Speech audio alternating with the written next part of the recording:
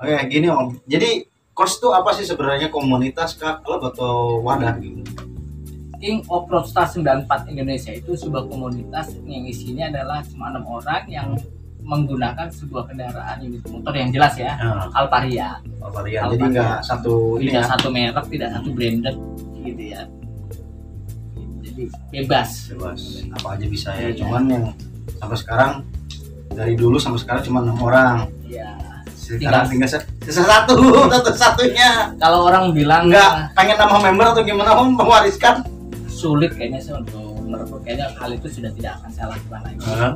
Karena mengingat klub sekarang pun yang ada pun berdiri ya, berjalannya pun sedang tiarap semua ya. Dalam kondisi ya. Dia dalam keadaan kondisi seperti ini. Jadi mungkin saya bukannya menahan diri, kayaknya sudah tidak ada keinginan. Karena tadi saya bilang ciri khas King of Roadstar 94 Indonesia itu gambar bintang cuma satu, tinggal saya, makanya itu yang harus saya lestarikan. Jadi ikonik gitu. Iya. Jadi nggak sejarah itu ya Om. Ya kalau orang mungkin kalau di pet tulisannya live member ya. Mungkin nanti saya eksekutif spesial member.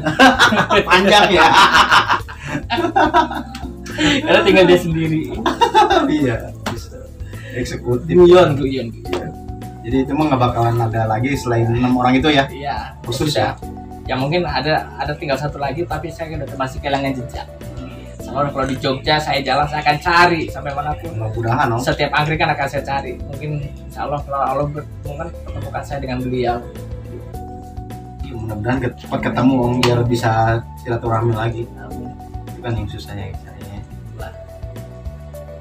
Ya, begitulah perjalanannya Om ya. Terus punya hal menarik ya dari course?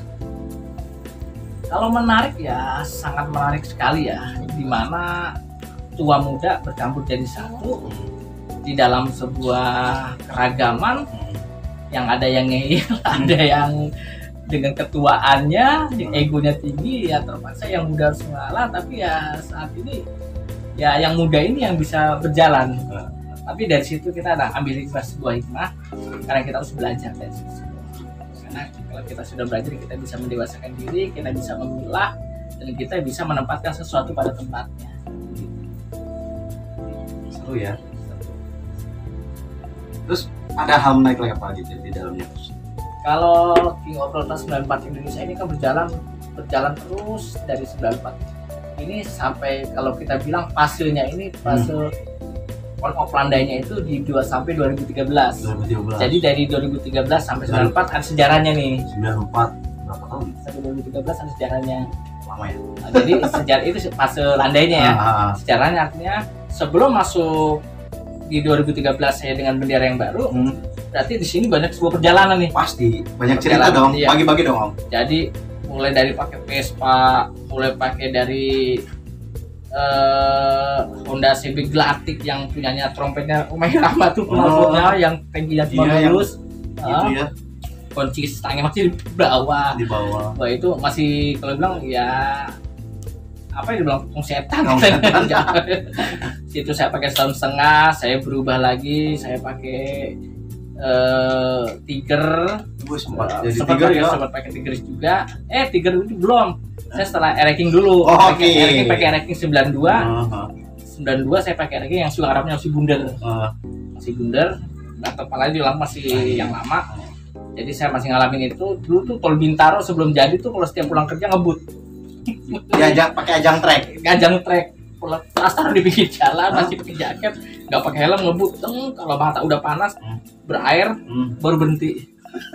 Kalau ada orang kecelakaan di jalan, naik motor Ereking ngebut, jebret, kotak, brek. Seminggu itu kalem bawa motornya. Udah seminggu lupa, kesetan lagi. Bisa gitu? Iya. Gimana tuh ceritanya? Jadi setelah 9 Iseng atau gimana itu? sebenarnya cuma ngetes aja. Karena motor emang Ereking katanya kan kenalnya Yamaha jambret. buat tarik emang nggak ada lawannya. Kriminal ya. Tes lah, akhirnya kita tes, belajar ngetes. Tapi belum pernah ya nama saya itu balapin sama belum pernah, cuma balap liarnya pas sore ya, saat pulang kerja gitu aja. Terus saya pakai 2 tahun setengah, terus saya kembali harus saya pakai Tiger. Tiger gitu juga. Kalau Tiger enggak, Tiger kan kalem saya bawa. Saya itu, nah di Tiger ini saya di fase kedua saya jelajah Sumatera. Karena patokannya saya ke 0 km Aceh. situ saya mampir ke tempat dua, mulai dari menyeberang dari Merak, Banten, Bakahuni, Lampung, Palembang. Di Palembang main di tempat dua, di Blitar salah sektor 9. Motor itu dipinjam di pasar hilang, pulangnya diganti pakai Scorpio. Saya pakai jalan hilang gara-gara ya nggak tahu namanya apa sih ya, nggak tahu lagi gimana itu di standar di pasar, pinjam ke pasar. Dipinjam ke pasar hilang. Iya, langsung saya semalam, besoknya diganti motor ke Scorpio. Saya baru jelajah ke Sumatera, Timur Aceh, jalan belum di sana lah saya baru bisa mengenal wilayah tanah Sumatera, nyebrang sampai dengan Tol Aceh Tamiang. Wih, mantap. Di sana lah saya dari ujung bisa ketemu 0 km tahun. Saya putar-putar tapi ngacak muternya. Ke Langsa, ke Birun, ke Pidi, ke Sidi, ke Tamiang, ke Tapak Tuan, ke Nias, sampai dengan terakhir yang di 0 km Aceh ya saya nyebrang sedikit. Saya ke tempat ini apa? Serambi Kota Mekah ini. Kalau saya melihatnya apa ya? Asrama Pondok Haji pertama tertua di Indonesia, Samudra Pasai. Jadi sebelum dulu orang sekarang punya pesawat, terus kapal laut ya. Di situ dulu ini markasnya di sini di Aceh. Kumpulin di situ baru nyebrang. Nyebrang pakai kapal laut. Di sini sudah tahu. Di situ pun pertama kali saya ikut nyelam, di dalamnya itu ada Vespa digantung di pantek di dasar laut. Di situ bisa lihat Vespa masih ada. Gitu kan. Simbolnya apa itu Mas? Nggak tahu ya, artinya apa emang ikon atau apa? Kalau orang nyelam di dalam bisa ngeliat ada motor Vespa di dalam laut. Ada buat foto-foto juga. Oh, jadi buat foto ya? Buat foto. Kalau di Tegal juga ada. Kalau di Tegal motor CB ya, CB Latih. Ada. Bisa ya? Iya, di dalam laut. Kelihatan Itu juga kalau bisa nyelam kedalaman berapa? nggak sampai 10 meter ya kelihatan. Langsung orang bisa kelihatan. Terus ada lagi kalau nanti kita sudah barulah itu tujuan utama Bakers adalah sebuah kebanggaan karena kalau udah kenal Aceh. Terus sekarang kan orang udah, saya lihat udah 300 berapa itu di ini apa? Plang. Bukan pelangnya apa? Sertifikat. Mungkin kalau punya saya dulu di tahun 94 akhir saya itu ngebelar itu ke 0 km Aceh. Di sana itu nomor saya masih kecil. Berapa? Masih 114 kalau masih 114. Pembuatannya bukan pakai sekarang kan begini-begininya. Jadi kalau kita kayak di terminal, itu kan bagi-bagi kuota bangku. Ya dong. Iya. Di Teluk Pulau Gadung nomor sekian. Di Lebak Bulus sekian. Ya kan di Kampung Rambutan dapat nomor sekian. Ada bagian jatah. Ada berapa lapak. Kalau saya dulu itu cuma 1 lapak. Pakcik siapa udah almarhum, saya pernah kesana sekali lagi juga, saya tanya udah nggak ada. Itu pembuatannya itu pagi siang baru bisa diambil karena apa, dibuatnya diukir dengan langsung ya, diukir langsung dari bahan apa tuh? kulit kambing jadi sebuah piagam yang bagus gitu. Tapi sekarang semua bisa ngeprint, bisa nyetak. Jadi iya, beda jadi sama sekarang ya, beda. Dan dulu kalau di zamannya saya di kilometer 0 Aceh Tamiang ini, zamannya saya ada sebuah keaslian yang benar-benar nggak bisa dilihat oleh baker sekarang. Maaf, sekarang kalau udah di kilometer 0 Aceh bangga dong. Iya betul. Gue foto di pelang 0, kadang gue diri di atas steger yang gede, ya kan. Motor bisa diparkir di depan, bisa pose, bisa bergaya, ya kan. Lu bisa berkuat tuh, ingat ya, baker receh. Saya juga pengen kayak gitu. Iya. Sebenarnya ada sebuah apa ya, perbedaannya yang sangat menyolok. Di saat 94 saya hampir akhir saya kesana ini, 94 ini di belakangnya masih ada alat berat Berko. Hitachi, saya masih ingat warna oranye itu ada 2 yang bersama ya. Itu kalau nggak salah ingin memindahkan sebuah batu besar nggak bisa. Sampai sekarang. Kalau sekarang saya nggak tahu posisinya, tapi saat itu nggak bisa dipindahkan, nggak bisa digunakan, nggak bisa dipindah, nggak bisa hidup. Jadi mati aja diem ya. Akhirnya dengan caranya alat ini dicopot satu-satu. Tapi kan manggil orang sama ahli sesepuh itu yang kepala suku situ yang memang benar-benar yang tahu adat istiadat situ. Karena sejarahnya ada sangat luas sekali kilometer Aceh. Jadi gini, supirnya yang mau memajuin atau merubuhkan ataupun enggak ya, kalau kenek-keneknya pada saat itu ya, akhirnya ambillah kalau suku untuk ternyata ya alatnya dibongkar satu-satu retailing itu. Jadi di retailing ya baru bisa pindah. Baru bisa pindah nggak ya? Kalau saya tahu sih kayaknya balik itu nggak bisa digeser dan pon itu nggak bisa digeser sambil begini. Dan pelang kilometer Aceh sekarang dulu tuh enak. Kenapa? Bukan dulu, sekarang tuh enak. Beda dengan dulu. Dulu di belakang tuh masih pohon besar-besar. Saya masih bisa ngeliat ular segede paha tuh ada di belakang. Masih ada dulu. Nyaksiin? Iya, ya bukan nyaksiin aja, orang saya ngeliat, saya nggak berani. Kalau dulu kan cuma foto doang kilometer Aceh. Ya kan? Fotonya kalau sekarang anak-anak enak. Iya. Selfie, jebret. Tapi jelek, ganti lagi. Kita fotoin. Saya bawa terus telepon, Fuji, bawa Asa 24, 16, 36, semua bawa baterai sebok di bawah. Yang moto nggak bisa, cuma palanya doang, cuma kakinya sedih banget. Nggak ada momen yang bisa ngabadiin. Nggak dapat kayak sekarang ya, lebih permudah. Ya, nggak ada yang bisa ngabadiin hal seperti itu. Jadi ya kehilangan momentum. Saya coba bisa moto alat beratnya, mungkin kalau handphone saya nggak hilang mungkin bisa ada semua di situ. Saya masih nyimpen data-data filenya. Nah, alat berat di situ memang tadinya mau untuk pembugaran, tapi sekarang kan indah, langitnya indah. Udah kayak dulu itu kalau jam 4 sore ada larangan. Karena dari yang jaga pintu itu silahkan tinggalkan tempat ini karena sakral ya, kalau udah sore ini kan udah hawanya udah beda. Karena dibilang 0 km Aceh ini ada tempat berongnya 0 titik kumpulnya makhluk-makhluk yang ada seluruh. Ada itunya ya. Karena ada sejarah juga, ada sedikit cerita. Ada mistisnya. Ada. Jadi di saat saya menanjakan kaki situ, nggak bisa langsung standar bongkar depan foto. Mungkin fotonya ada saya kasih. Itu fotonya di depan masih batu besar, motor lewat aja nggak bisa, sulit. Sekarang ada rumah makan, ada penginapan, tempat bikin selfie ada, banyak bakers di sana, penerangan ada, villa juga ada, sudah lebih nikmat lah. Beda dengan zaman dulu. Benar. Kayak udah kayak hutan menurut Mas. Dulu lewat Siglipi di Biren, itu kalau saya nggak bawa teman ataupun saya bukan teman yang ngawal, atau nomor motor saya nggak diganti plat, mungkin sudah kebolong. Itu gam-gam itu udah di atas, cicit udah kode semua, udah tinggal mantau. Ini jalan, ya maaf ya, kan daerah konflik. Betul. Iya kan jam dulu itu lagi rawan-rawannya. Ya alhamdulillah kalau berikan keselamatan gitu dari sana saya. Sampai diganti plat nomor dulu. Iya, pakai plat nomor sana. Karena kalau pakai plat nomor Jakarta kan bahaya juga sedikit, karena kan ada lagi panas. Kebetulan udah yang awal juga orang-orang sana semua, dan juga saya nginep di tempatnya Pak Cik ini ada kepala suku, kepala desa yang orang adat itu yang sangat dihormati. Segani, alhamdulillah dia yang mengondisikan saya nginep di tempat saya karena itu saudara yang teman saya. Alhamdulillah sampai sekarang ya saya tahu almarhum sudah almarhum, tapi anak-anaknya baik-baik semua. Saya merasa kenal kuliner sana, apa itu ayam tangkap, apa itu tarik, saya tahu, dan mie di kocok Aceh pun tahu dari sana. Saya rasanya langsung di sana ya. Karena saya tahu bagaimana saya dilayani dengan baik gitu, dan bagaimana malam-malam saya digerebek. Wah, itu ceritanya panjang. Kok bisa itu gerebek? Gerebek gimana? Ya kan daerah konflik. Oh iya. Disangka saya itu apa? Oh, disangkanya mata-mata takut atau apa? Potong rambut kan pendek. Anggota dia. Setelah dijelaskan, jangan kau ganggu tamuku, dia bukan siapa-siapa, cuma tamu anak.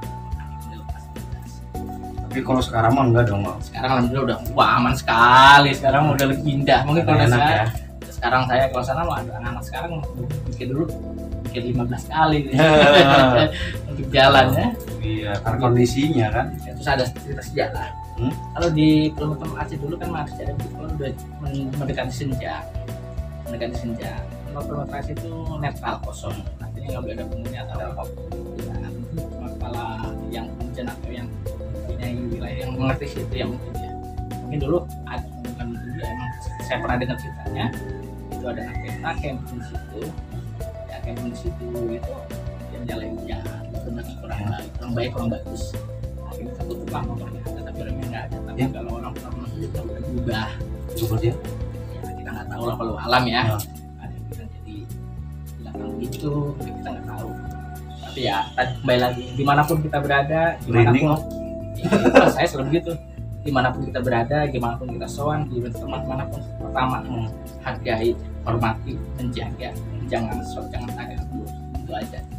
Itu selama kita, jangan sombong begitu. Itu dimanapun kita berada, karena masing-masing wilayah walaupun ada daerahnya, kita juga akan tahu sejarah sendiri gitu aja. Itu berapa lama perjalanan? Perjalanan saya itu karena jalannya santai ya, keliling Sumatera itu hampir 2,5 bulan. 2,5 bulan pulang jadi gembel, hitam dekil, lusuh, nggak potong rambut gitu. Tapi benar-benar menikmati saya. Hampir semua kawasan.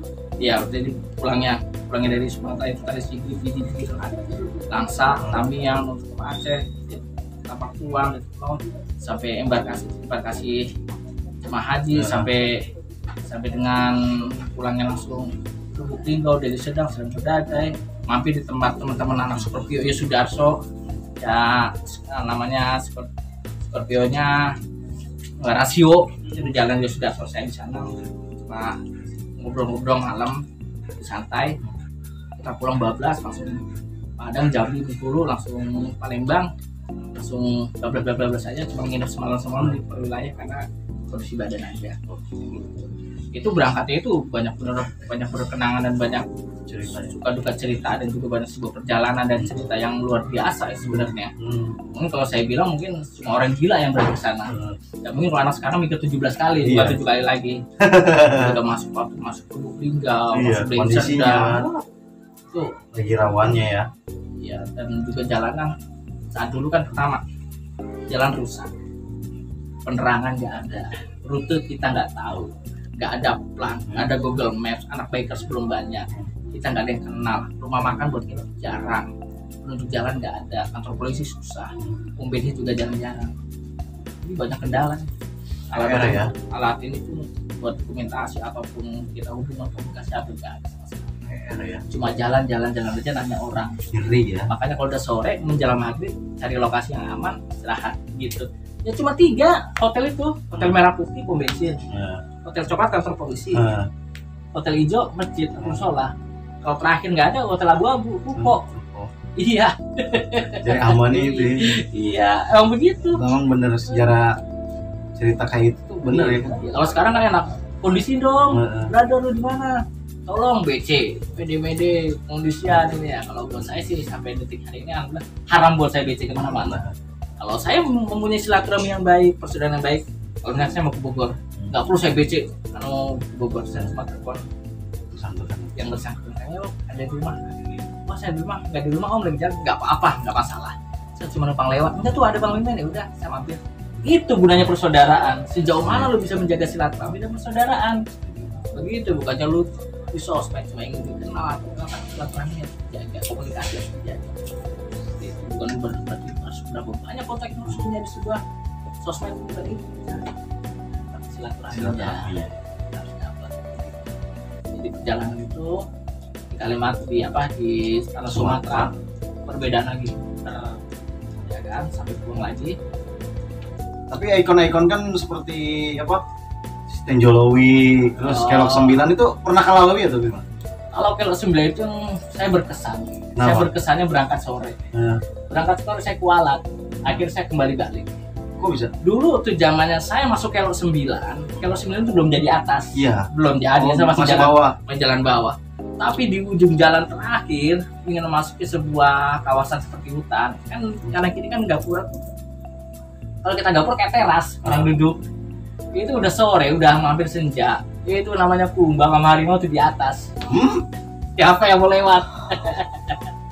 Ayo balik lagi. Saya balik lagi. Karena jalan masih sepi ya? Masih sepi. Terus gimana tuh? Ya akhirnya saya kembali lagi ke lokasi yang semula. Akhirnya nginep di tempat di selatan tadi yang rumah makan yang ada. Di rumah makan ada bisa standar motor. Nanti kembali lagi ke standar motor di sana. Harus tahu kalau orang pribumi ada orang asli situ standar motor standar 2.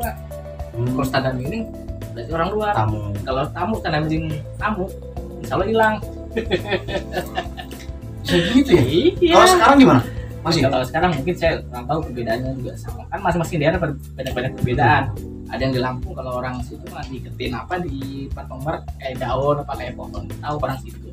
Jadi ada sedikit ciri khas. Ciri khasnya yang kalau kita lewat ya. Iya. Jadi makanya masing-masing daerah itu punya cerita, punya sejarah. Kalau dulu tuh bilang Kelok 9 sekarang udah enak bisa lewat atas. Hampir 20 jam itu jalanan enak, atasnya punya kesepi, biasalah namanya daerah. Jalan udah Kelok udah banyak banget.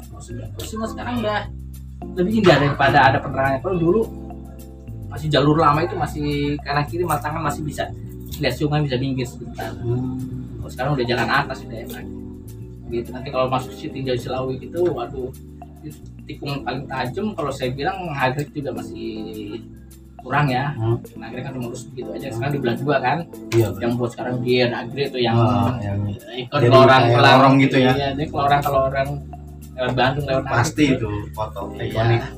Terus ada lagi kalau udah masuk Tinjau Lek, ada lagi kalau 18. Yang 18 ada lagi. Ya, itu kalau 9 yang 18 ada lagi, itu yang Bukit Maninjau. Itu ada lagi. Itu juga daerah termasuk daerah agak sedikit mistis ya. Artinya kalau kita lewat tuh hati-hati ya. Suka ada penampakan apa-apa. Kan suka kita lihat sendiri depan kita sendiri ya. Masing-masing daerah punya cerita sendiri. Kita hargai itu, kita harus hormati. Dan sempat ngalamin juga gitu ya. Ya mungkin kalau dilihat perjalanannya Lubuk Linggau itu saya rasain mungkin nggak akan ada yang jalan bareng saya mungkin. Saat malam jalan itu memang jelek, rata jalannya, cuma becek. Jalan hujan becek, tersesat masuknya di daerah kelapa sawit. Daerah kelapa sawit tempatnya masih nyala. Dia bilang, "Kamu mau kemana?" "Saya mau ke sana." "Abang malam gini mending balik." Sedikit lagi Pak sampai. Itu bilang, "Udah kau diam di sini aja dulu nanti, jangan kemana-mana. Nanti kalau dia ini baru jalan. Kalau sudah ada motor mobil lewat baru aku jalan." "Apa? Dia jalan aja." Ternyata itu di kebun saya itu babi jalan. Babi lewat. Babi hutan. Babi hutan kan jalannya lurus. Iya. Jalannya lurus. Ya kan? Jalan lurus. Itu kalau kita kagetin dia nabrak kita, repot juga kita. Gitu kan?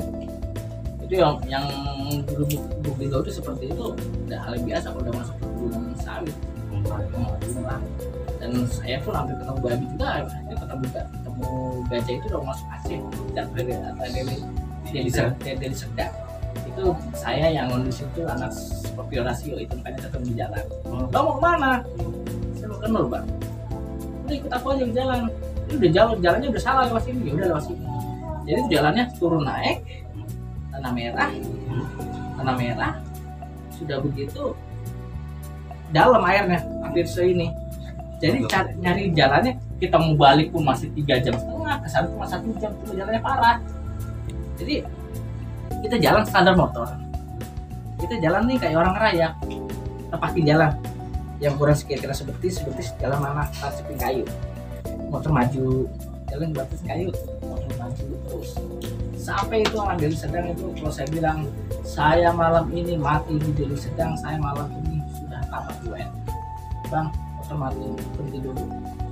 Dia mati, masih abang ini saya lupa dia orang senjata pikiran saya udah jelek, berhenti, motor mati. Itu gajah lewat. Ini kan ada coba kalau gajah itu ngamuk motor mati nantinya. Pas sudah hampir setengah jam jalan enak begini kan, tapi ada masih gini terus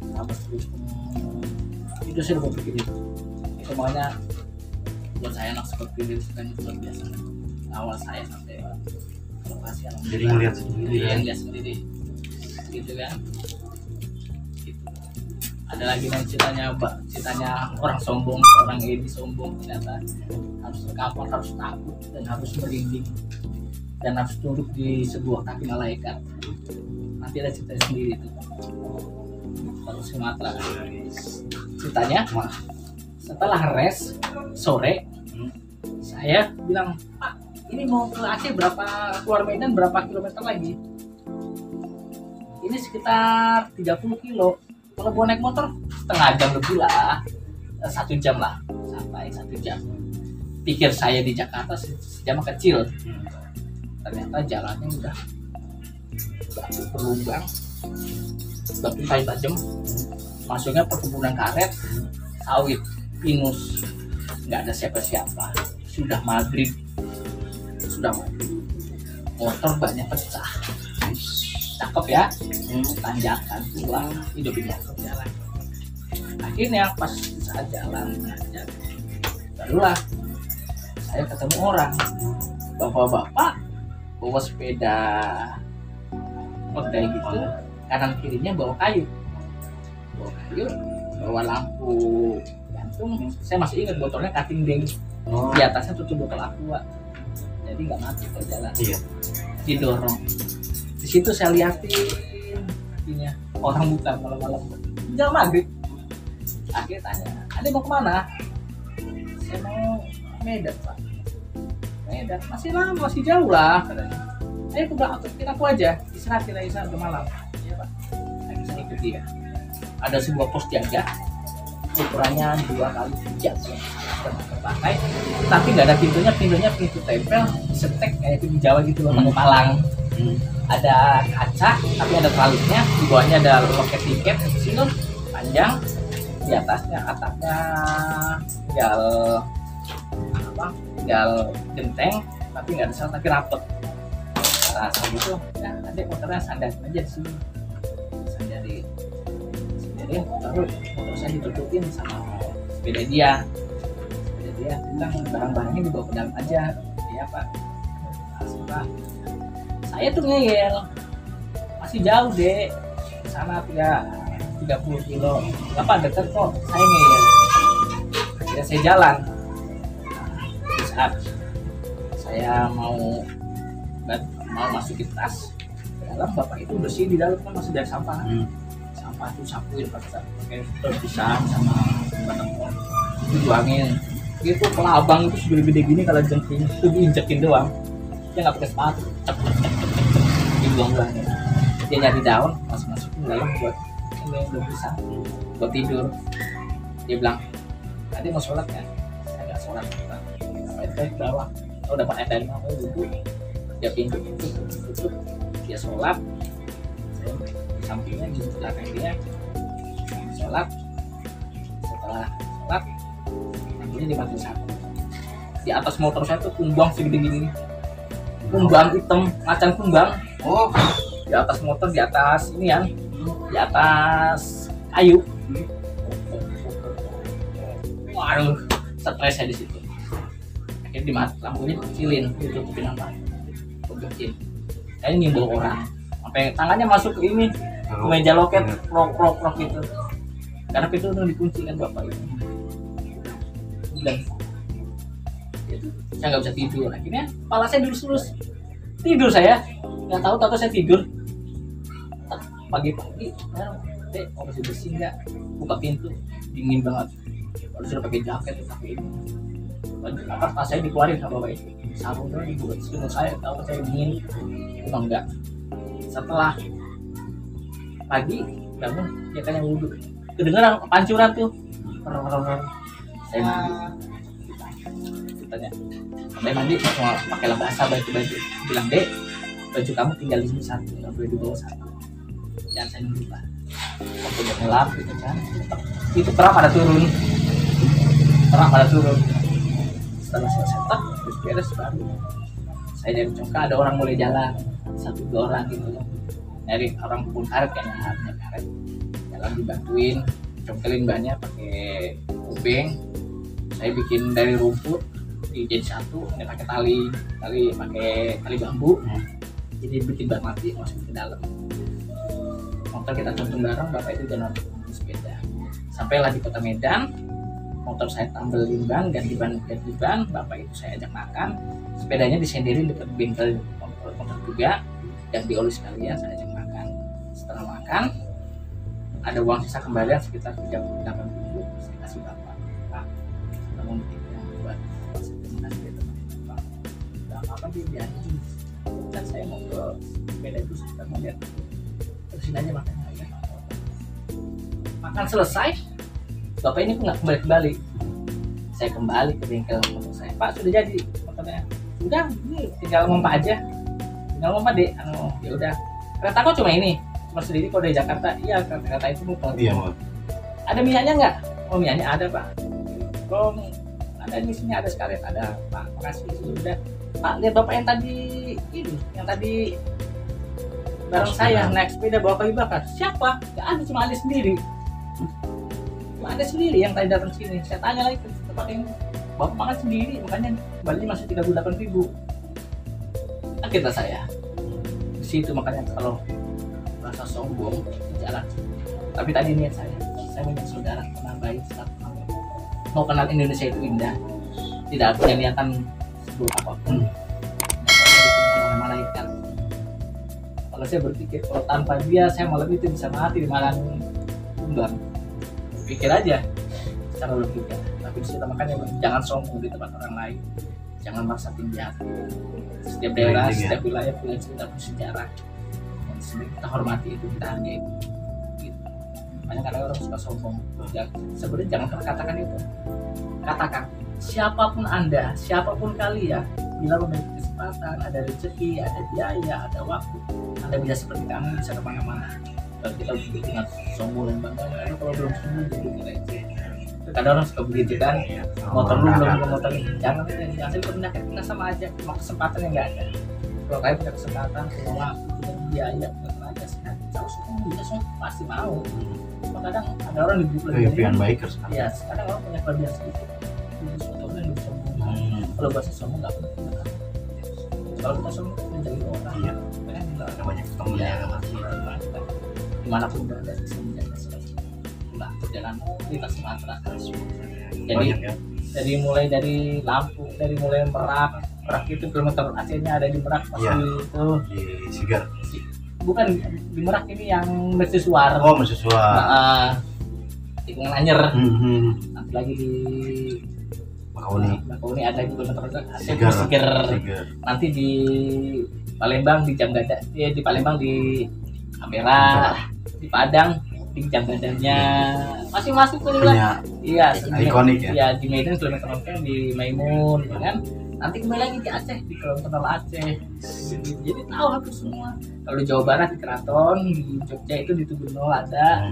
Jadi kita hampir semua tahu ternyata yang punya nol Aceh, nol itu padahal semua daerah sudah punya. Iya seperti itu. Jadi itulah banyak yang kita harus tahu, banyak yang kita jadikan sebuah pengalaman.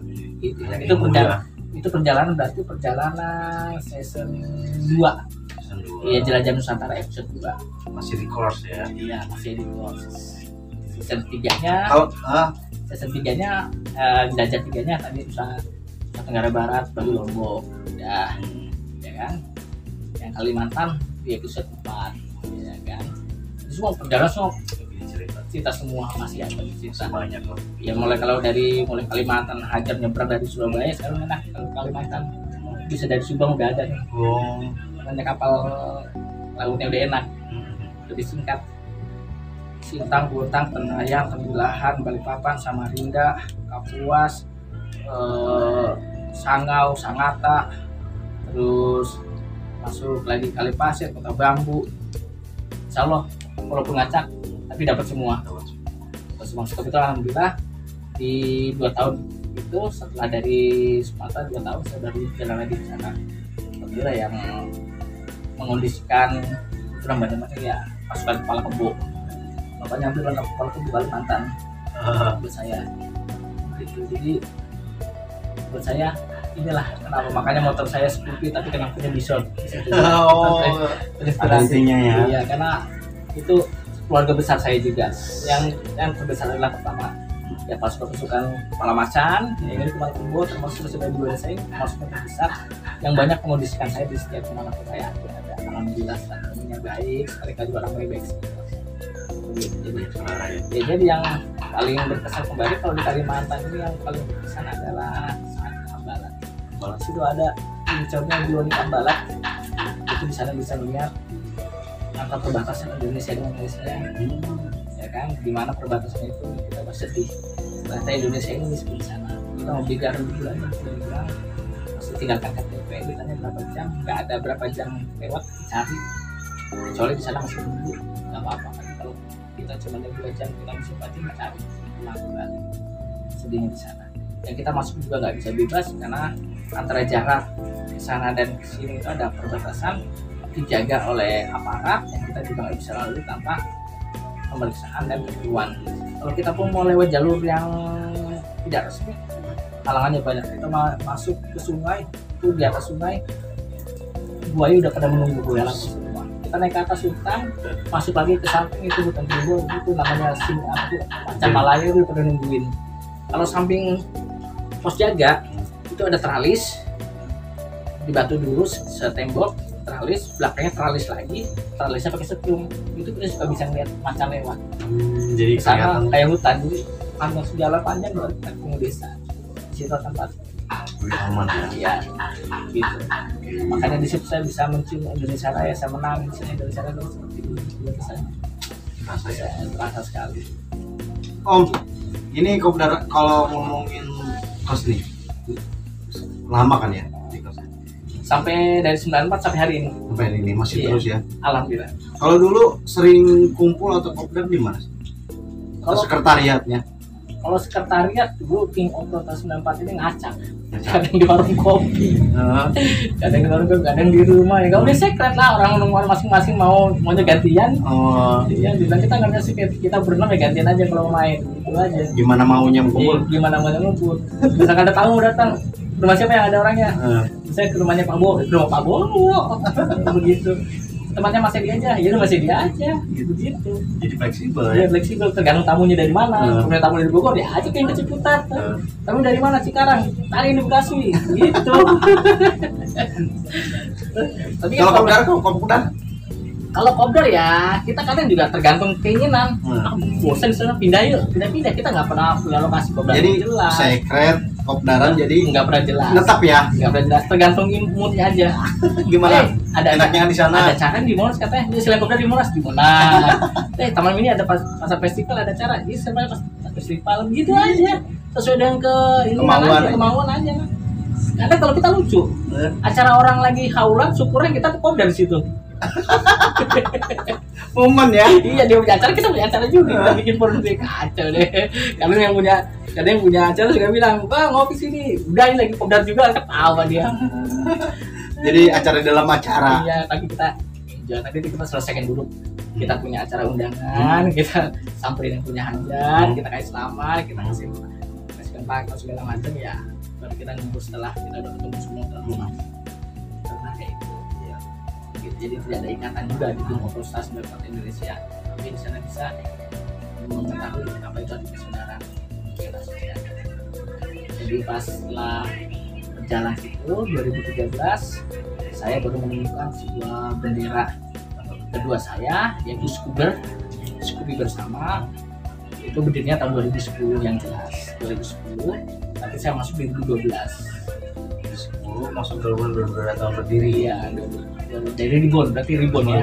Ya biasalah kan ada permasalahan secara internal. 2010 akhirnya ada, biasalah nggak di mana bendera. Kalau tidak sepaham, tidak satu visi dan misi, biasanya akan bercerai dengan sendiri. Itu udah soal yang lumrah.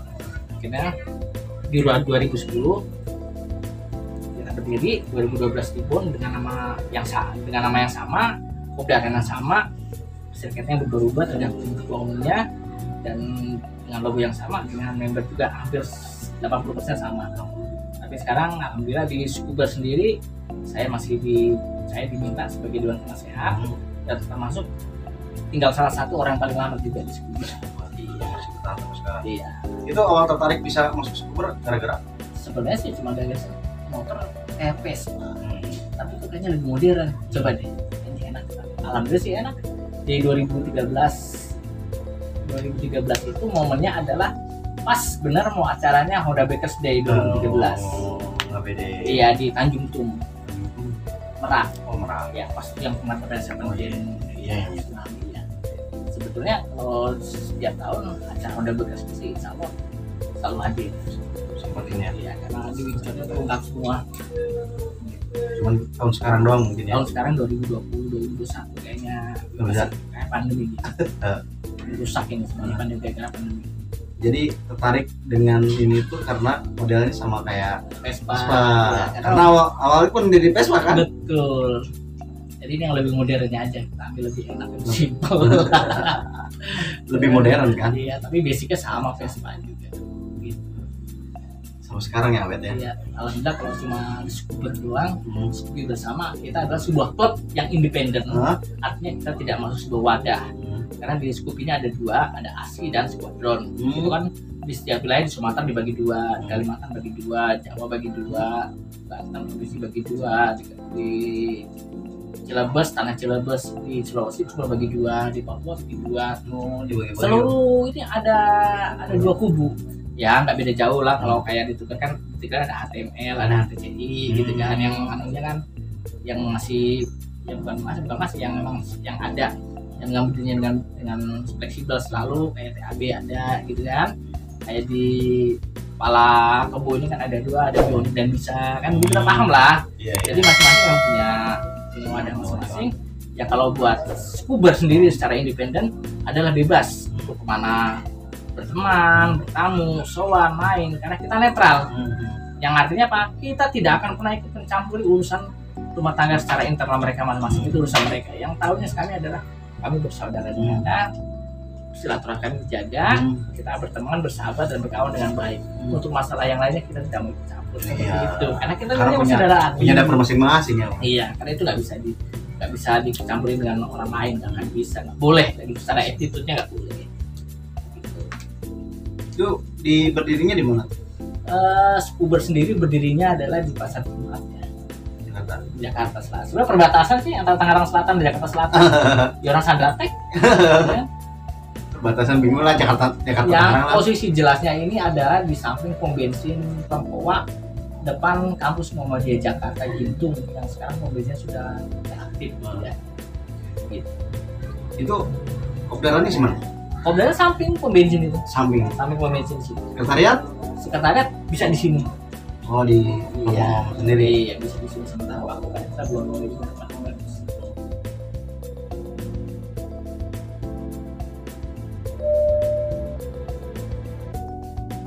Lonceng, lonceng, lonceng. Jangan lupa aktifkan loncengnya ya.